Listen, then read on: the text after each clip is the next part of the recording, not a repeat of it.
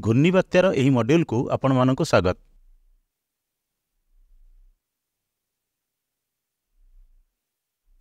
यही मॉड्यूल शेष में आपण माने घूर्णिबात्या को व्याख्या करि परिबे, घूर्णिबात्यार प्रकार विषय कहि परिबे, घूर्णिबात्यार सृष्टिर कारण बुझाई परिबे, घूर्णिबात्यार गुण एवं प्रभाव विषय कहि परिबे, घूर्णिबात्यार अवतरण प्रभाव व्याख्या करि परिबे, यार चेतावनी एवं भविष्यवाणी गुड़ी को चिन्हि परिबे, घूर्णिबात्या समय अनुसरण करिया गुरुत्वपूर्ण सुरक्षा प्रक्रिया गुड़िक विषय जानीपारे एवं यही विपर्य समय स्वेच्छासेवी मानकर भूमिका बुझाई पारिबे। निम्न वायुमंडलीय चापर एक सुदृढ़ केन्द्र चारिपखे घुरुवा बृहत परिमाणर वायु को घूर्णिबात्या बा साइक्लोन कहुए। यही पवन अति उच्च वेगर प्रवाहित हुए, जार दिग उत्तर गोलार्धरे घड़ीर विपरीत दिगरे एवं दक्षिण गोलार्धरे घड़ीर दिगरे रही है।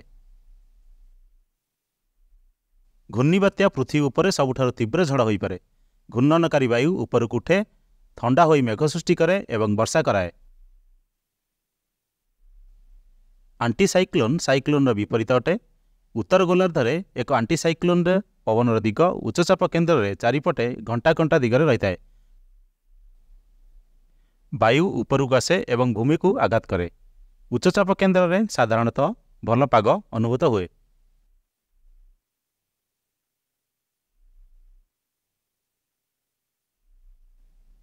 घूर्णिबात्या विषय कहला बेले साइक्लोन सेंटर एवं फ्रंट आदि शब्द गुड़िक बुझा जरूरी अटे। घूर्णिबात्यार केन्द्र बा आखि उपरे एक निम्नचाप क्षेत्र, जेउठारे वायुमंडलीय चाप यार आखपाख अंचल सर्वनिम्न अटे, जेउठारे गरम एवं ठंडा पवन समूह सहित परस्पर को भेटंती, सेही सीमा को फ्रंट कहा जाए। एबे विभिन्न प्रकार घूर्णिबात्या विषय बुझिबा। दुई प्रकार घूर्णिबात्या अछि, मध्य अक्षांश घूर्णिबात्या एवं उष्मक्रांतीय घूर्णिबात्या। से गुड़िक विषय अधिक जानिबा को एही टैब गुड़िक उपरे क्लिक करंतु। मध्य अक्षांश घूर्णिबात्या कारणरू मध्य अक्षांश अंचल में शीतझड़ सृष्टि हुए। एगुड़िक होउछि बृहत प्राणीपाग प्रणाली, जहाँ एक निम्नचाप केन्द्र सह फ्रंट अंचल सृष्टि हुए। एथिरे विभिन्न प्रकार पाणीपाग परिस्थिति दृश्यमान हुए। उष्मक्रांतीय किंबा ट्रॉपिकल घूर्णिबात्या को हरिकेन मध्य कहा जाए। एगुड़िक हेउछि अत्यंत विनाशकारी झड़, जहाँ तीव्र पवन सह उष्म महासागरीय जलस्रोतर केन्द्र चारिपखे निम्नचाप सृष्टि करती। उष्मक्रांतीय घूर्णिबात्या गुड़िकर अनेक नाम रही। सेमानंकु उत्तर आंटलाटिक एवं पूर्व प्रशांत महासागर रे हरिकेन, पश्चिम प्रशांत महासागर रे टाइफून, भारत महासागर रे ट्रॉपिकल साइक्लोन एवं ऑस्ट्रेलिया पाखापाखी अंचल में विलिलीज कहा जाए। ए पर्यंत घूर्णिबात्यार विभिन्न प्रकार विषय आलोचना कले। आसंतु एबे घूर्णिबात्यार कारण गुड़िक जानिबा।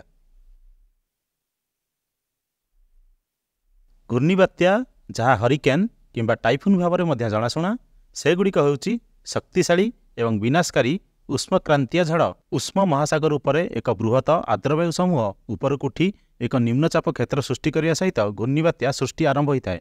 यहीपरि क्षेत्र को ट्रॉपिकल डिप्रेशन कहा जाए। यही डिप्रेशन चारिपाखरे वज्रपात और झड़ तोफान सृष्टि हुए एवं जदि तापमात्रा 28 डिग्री सेल्सियस रु अधिक हुए, तेबे वायु निम्नचाप अंचल में चारिपाखरे घंटा घंटार विपरीत दिगरे घूर्णन करिया को लगे। यही कारणरू जलीय बाष्प घनीभूत हुए एवं लुक्कायित उत्ताप छाड़ी थाए। हरिकेन हेउछि एक विशालकाय झड़, तीव्र गतिर पवन, प्रबल वर्षा एवं शक्तिशाली तरंगर वृद्धि। हरिकेन घूर्णिबलय सृष्टि करिपारिबो, जहाँ दिन को 800 किलोमीटर पर्यंत यात्रा करिपारे।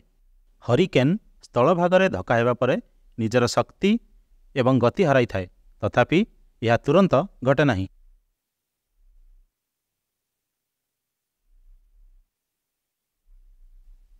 घूर्णिबात्या द्वारा सृष्ट जलर बड़ तरंग, बन्या, तीव्र गतिर पवन, घूर्णिबलय एवं वज्रपात व्यापक क्षयक्षति होवार संभावना थाए। घूर्णिबात्यार कारण संबंधी यह वीडियो रे आमे एक घूर्णिबात्यार केन्द्र को समुद्र स्थलभाग आड़ को गति करिवार देखिलु। यही घटना को साधारणतः लैंडफॉल बा अवतरण कहा जाए। आसंतु यह विषय रे विस्तृत भाव में बुझिबा। ଉପକୂଳ ସହ ଉଷ୍ମକ୍ରାନ୍ତୀୟ ଘୂର୍ଣ୍ଣିବାତ୍ୟାର କେନ୍ଦ୍ରର ଧକ୍କାକୁ ଲ୍ୟାଣ୍ଡଫଲ୍ ବା ଅବତରଣ କୁହାଯାଏ।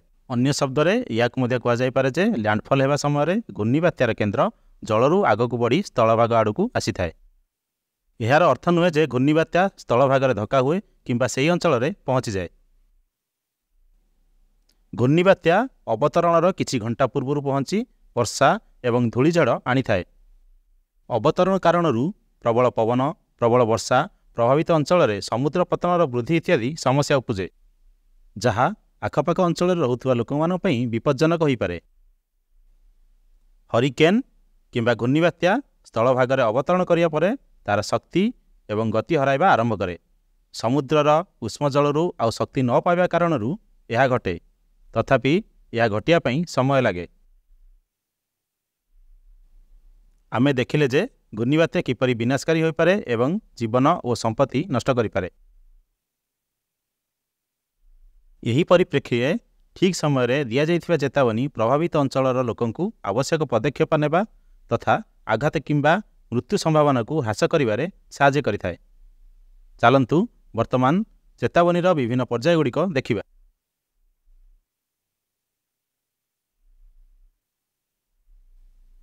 ଘୂର୍ଣ୍ଣିବାତ୍ୟାର ଚେତାବନୀଗୁଡ଼ିକୁ 4ଟି ପର୍ଯ୍ୟାୟରେ ରାଜ୍ୟ ସରକାରଙ୍କୁ ଦିଆଯାଏ।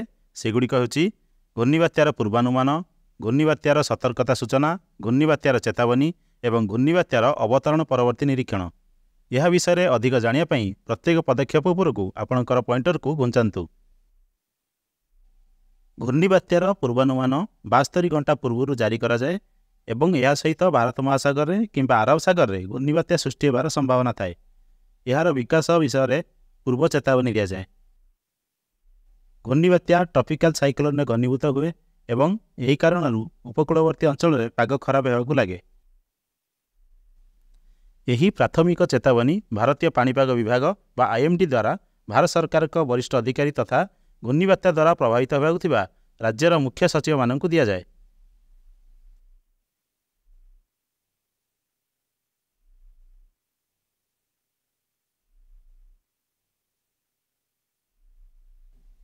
ଘୂର୍ଣ୍ଣିବାତ୍ୟାର ସତର୍କତା ସୂଚନା ପାଇଁ ସାଙ୍କେତିକ ରଙ୍ଗ ହେଉଛି ହଳଦିଆ ଏବଂ ଘୂର୍ଣ୍ଣିବାତ୍ୟା ପହଞ୍ଚିବାର ଆନୁମାନିକ ସମୟର 48 ଘଣ୍ଟା ପୂର୍ବରୁ ଜାରି କରାଯାଏ।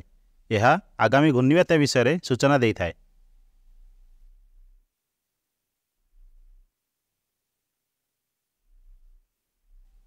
ଘୂର୍ଣ୍ଣିବାତ୍ୟାର ଚେତାବନୀ ପାଇଁ ସାଙ୍କେତିକ ରଙ୍ଗ ହେଉଛି କମଳା। ଘୂର୍ଣ୍ଣିବାତ୍ୟା ପହଞ୍ଚିବାର ଆନୁମାନିକ ସମୟର 24 ଘଣ୍ଟା ପୂର୍ବରୁ ଏହା ଜାରି କରାଯାଏ। ଏହା ଘୂର୍ଣ୍ଣିବାତ୍ୟାର ସ୍ଥିତି, ତୀବ୍ରତା, ଅବତରଣ, ଜଳ ଲହରୀର ଉଚ୍ଚତା, କ୍ଷତି ହେବାର ସମ୍ଭାବନା ଏବଂ ଆବଶ୍ୟକୀୟ ସୁରକ୍ଷା ବ୍ୟବସ୍ଥା ବିଷୟରେ ସୂଚନା ପ୍ରଦାନ କରିଥାଏ।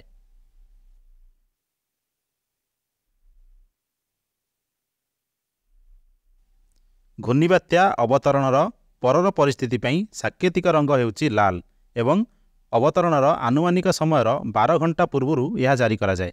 ଏଥିରେ ଘୂର୍ଣ୍ଣିବାତ୍ୟାର ଦିଗ, ପାଣିପାଗ ଏବଂ ଆଭ୍ୟନ୍ତରୀଣ ସ୍ଥିତିର ଆକଳନ ଇତ୍ୟାଦି ବିଷୟରେ ସୂଚନା ଦିଆଯାଏ।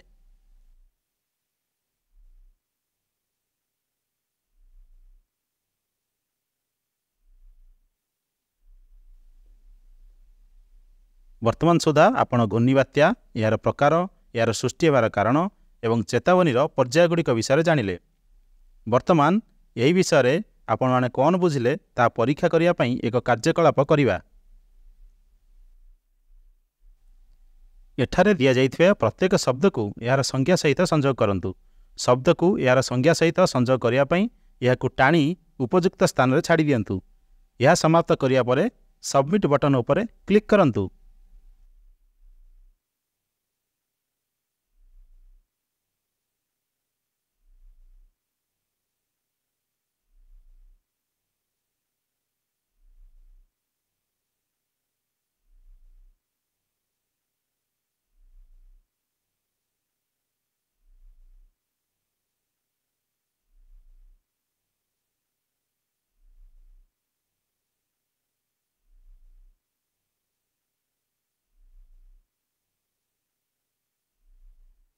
ଆସନ୍ତୁ ଘୂର୍ଣ୍ଣିବାତ୍ୟା ସମୟରେ ନିଆଯିବାକୁ ଥିବା ଆବଶ୍ୟକୀୟ ସୁରକ୍ଷା ପଦକ୍ଷେପଗୁଡ଼ିକ ବିଷୟରେ ଜାଣିବା।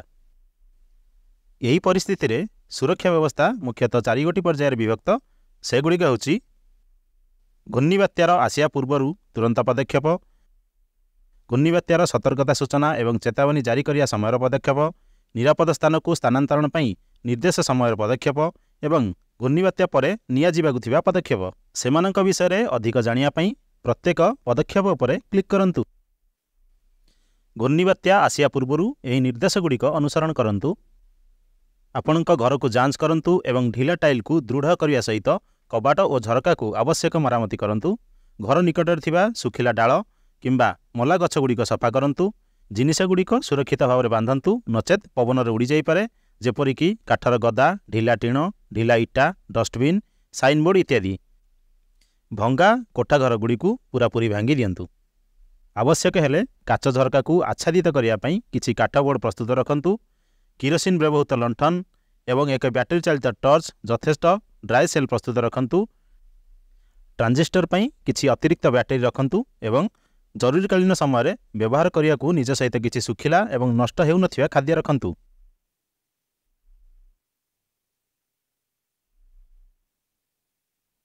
आसंतु घूर्णिबात्या विषय सतर्कता एवं चेतावनी मिलिले कौन पदक्षेप नेबा उचित ताहा जानिबा।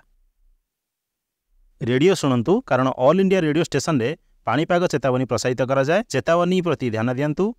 घूर्णिबात्या समय यह आपको प्रस्तुत रहिबार सहाय्य करिवो। जदि आपण कौनसी गुरुत्वपूर्ण सूचना पाती यह अन्य माननकु जणांतु। सुरक्षित स्थान को जीवा मार्ग में जल भरी जीवा भली समस्या को एड़ाया पई यथाशीघ्र से स्थान बाहरी जातु। जदि आपणक घर एक सुरक्षित उच्चतार निर्मित होईची तेबे आपणक घरर सुरक्षित स्थान रे आश्रय नियंतु। काच झरका बोर्ड लगांतु किंबा स्टॉर्म शटर स्थापन करंतु। बाह्य कबाटरे उचित सपोर्ट लगाई ताहाकु मजबूत बनांतु। जदि आपण पाखरे काठ फ्रेम उपलब्ध नहीं तेबे काच भांगी चारिआडे बिंछुड़ी न होबा पई सेमानक उपरे कागज पट्टी लगांतु। तथापि यह करिया परे मध्य झरका भांगियार किछि संभावना रही थाए। बिना रांधि खिया जाइथिबा खाद्य निज पाखरे रखंतु। पर्याप्त परिमाण रे पानीय जल को बड़ पात्र रे गड़ाई रखंतु। जदि आपणकु घर छाड़ी जिबाकु पड़े निजर मूल्यवान जिनिस गुड़िक ऊपर महल रे सुरक्षित भाव में संभाली रखंतु। समस्त छोट एवं हालुका जिनिस जहाँ प्रबल पवन रे उड़ी जाई पारे से गुड़िक एक कोठर रे सुरक्षित भाव में बंद कर रखि दियंतु। निश्चित करंतु जे आपन झड़ पई उद्दिष्ट लंठन, टर्च किंबा जरूरीकालीन आलोक व्यवस्था भल भाव में कार्य करुछि एवं याकु सुरक्षित रखंतु। खाद्य संरक्षण करिया समय पिला एवं अन्य सदस्य मानक खाद्य आवश्यकता को ध्यान रखंतु। आपणक घरे मुख्य विद्युत सरबराह को चिन्ह करंतु एवं धैर्य धरंतु। वर्तमान पर्यंत आमे घूर्णिबात्यार सूचना एवं चेतावनी मिलिले कौन पदक्षेप नेबा आवश्यक ताहा जानिले। आसंतु वर्तमान घूर्णिबात्या समय आमे कौन करिबा उचित नुहे ताहा जानिबा। कौनसी प्रकार गुजब प्रचार करंतु नहीं। यह अनावश्यक भय को एड़ाइबारे सहाय्य करिवो। केवल सरकारी उत्सर मिलुଥିବା सूचना उपर विश्वास करंतु। जदि आपणक अंचल रे एक घूर्णिबात्या चेतावनी दिया जाइछि तेबे उपकूल निकटस्थ निम्न सज्जा किंबा अन्यान्य निम्नस्थित स्थान गुड़िकरे दूरे रुहंतु। कौनसी प्रकार विलंब किंबा एकाकी अटकी जीवा परी परिस्थिति ठारू दूरे रुहंतु। घर खाली करिवार सूचना मिलिया परे घर छाड़ी सुरक्षित स्थान को जीवारे विलंब करंतु नहीं। वायु प्रवाह दिगरे थिबा झरका एवं कबाट खोला रखंतु नहीं। जदि घूर्णिबात्यार केन्द्र आपणक घर उपर देई सीधा सड़क गति करे तेबे पवन एवं वर्षार गति प्राय अध घंटा पई मंथर हो जाए। यही अवधि रे आदौ बाहर को बाहरंतु नहीं, कारण यही अवस्था परे तुरंत झड़ पुणी आरंभ होई पारे।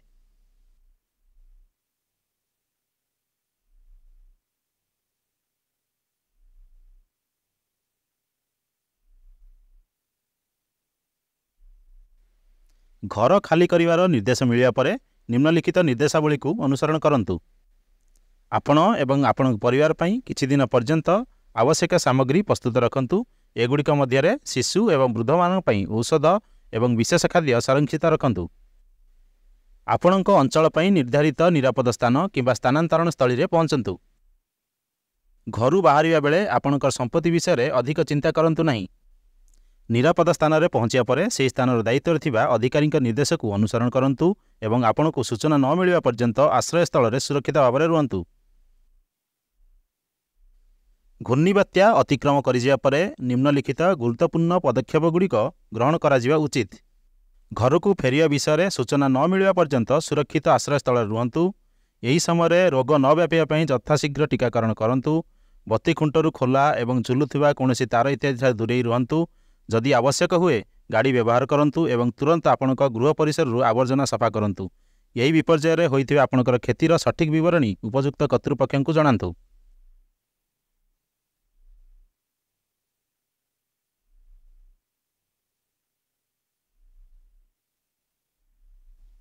ବର୍ତ୍ତମାନ ଘୂର୍ଣ୍ଣିବାତ୍ୟା ସମୟରେ ସ୍ୱେଚ୍ଛାସେବୀମାନଙ୍କର ଭୂମିକା ବିଷୟରେ ଜାଣିବା। ସ୍ୱେଚ୍ଛାସେବୀମାନେ ସ୍ୱଚ୍ଛ ପାନୀୟ ଜଳ ଏବଂ ନଷ୍ଟ ହେଉନଥିବା ଖାଦ୍ୟର ବଣ୍ଟନରେ ଗୁରୁତ୍ୱପୂର୍ଣ୍ଣ ଯୋଗଦାନ ଦେଇପାରିବେ। ସେମାନେ ଘରୁ ଆବର୍ଜନା ହଟାଇବାରେ ସାହାଯ୍ୟ କରିପାରିବେ। ସେମାନେ ଭାଙ୍ଗି ଯାଇଥିବା ଘର ଏବଂ ଦୋକାନ ସଫା କରିବାରେ ସାହାଯ୍ୟ କରିପାରିବେ।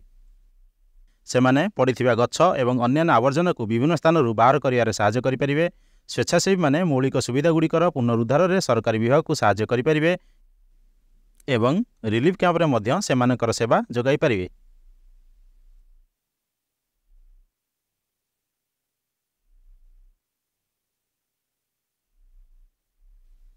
ଏହା ସହିତ ଆମେ ଏହି ମଡ୍ୟୁଲର ଶେଷରେ ପହଞ୍ଚିଛୁ।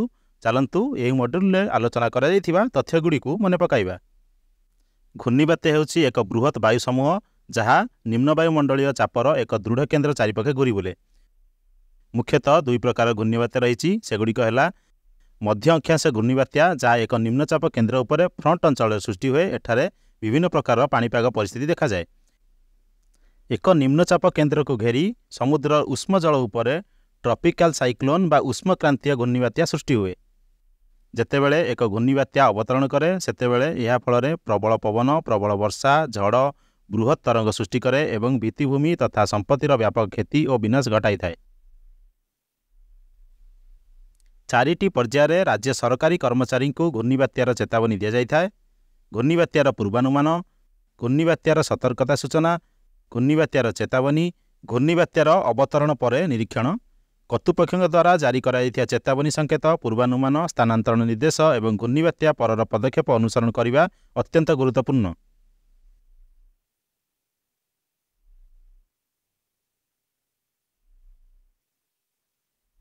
ବର୍ତ୍ତମାନ ଏହି ବିଷୟରୁ ଆପଣମାନେ କ'ଣ ବୁଝିଲେ ତାହା ପରୀକ୍ଷା କରିବାର ସମୟ। ଏହା ମୂଲ୍ୟାଙ୍କନ ପାଇଁ ଏକ ଅଭ୍ୟାସ। ପ୍ରତ୍ୟେକ ପ୍ରଶ୍ନ ପାଇଁ ସମାନ ମୂଲ୍ୟ ସ୍ଥିର କରାଯାଇଛି। ପରୀକ୍ଷାରେ ପାସ୍ କରିବା ପାଇଁ ଆପଣଙ୍କୁ ଅତିକମ୍ରେ 60% ନମ୍ବର ରଖିବାକୁ ପଡ଼ିବ। ପ୍ରଶ୍ନଗୁଡ଼ିକୁ ଭଲ ଭାବେ ପଢ଼ନ୍ତୁ ଏବଂ ଉପଯୁକ୍ତ ବିକଳ୍ପ ବାଛନ୍ତୁ।